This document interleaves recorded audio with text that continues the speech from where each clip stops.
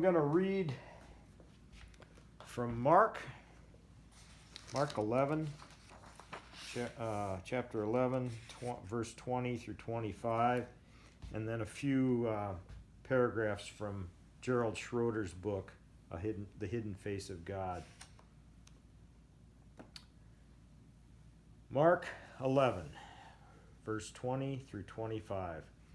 The lesson from the withered fig tree.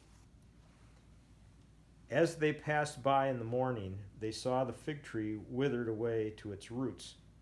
And Peter remembered and said to him, Rabbi, look, the fig tree that you cursed has withered. And Jesus answered them, Have faith in God.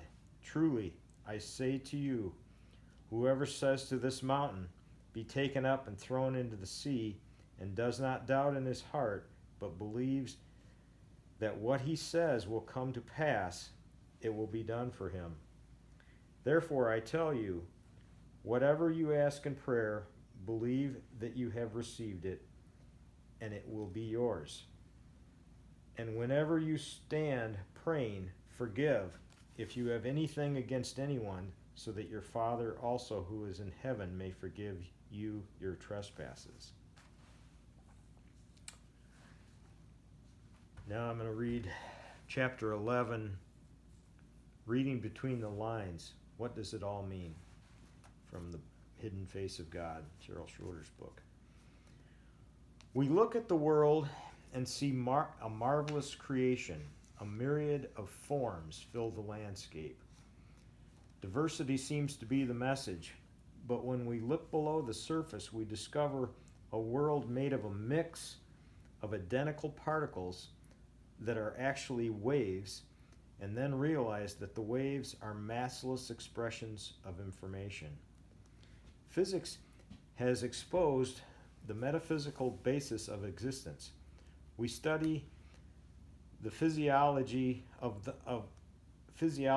a cell and the neurology of the brain, mapping the flow of each sound and each sensation as it makes its way from the world around us to its being recorded as synaptic unions among the multitude of nerves that store our intelligence.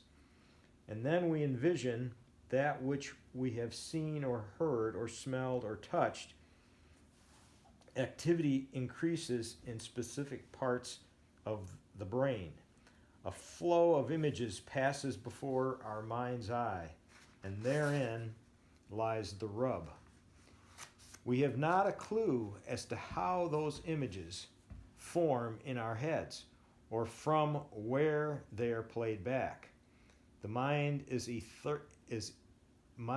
as ethereal as the seemingly solid floor upon which we stand.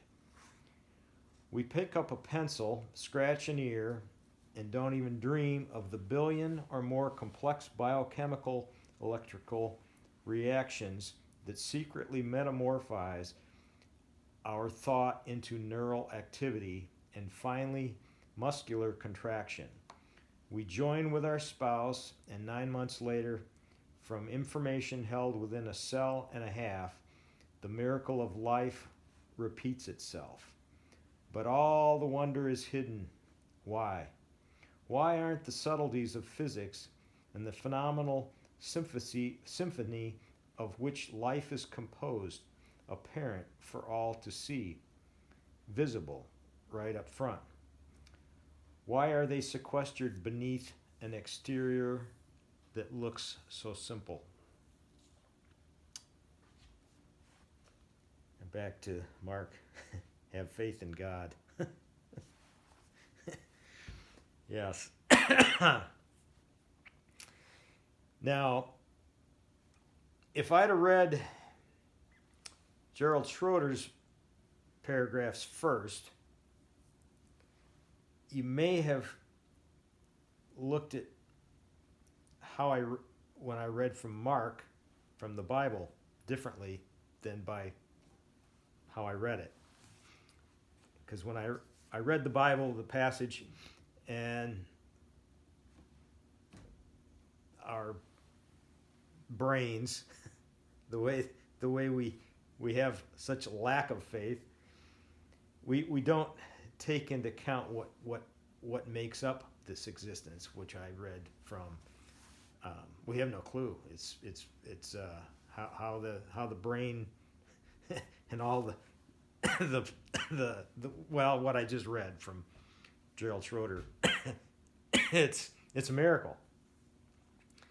So I guess if we have enough faith, God's saying it, Jesus is saying it. I mean, he rose from the dead after 3 days. I mean, can I do that? No. But I have faith that he will raise me when I give up this sack of flesh and bones. He put me in it to begin with, so I have faith that he'll see me through that. So that's the type of faith that is like a muscle. The more you like the faith of a mustard seed, it starts out real small and tiny, but as it grows into a giant plant. So that's so whenever this pain in my side and this affliction that I have flares up, I try to remember Mark 11, 23. Move this mountain, God. But also I have to realize that pain gets our attention. And all things work together for good. So not all things that I say move that mountain, God is going to just, he's not my genie. He has my best interest in mind. And the wisdom in that is a whole other subject. So, but I guess my point is often when I read just the scripture part and not reminded of what existence really is, it's easy to just say, there's no way.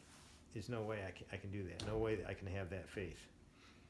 But Jesus tell me it's possible. It's possible.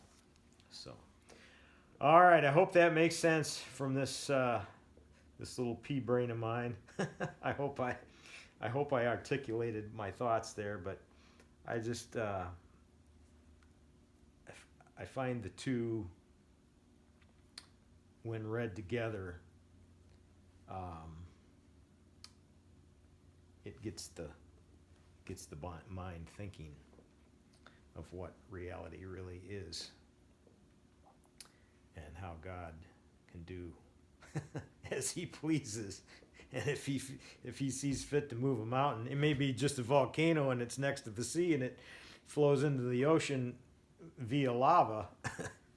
But yeah, all things are possible because all things are by God, for God, and through God. So, all right, you all have a good one. God bless.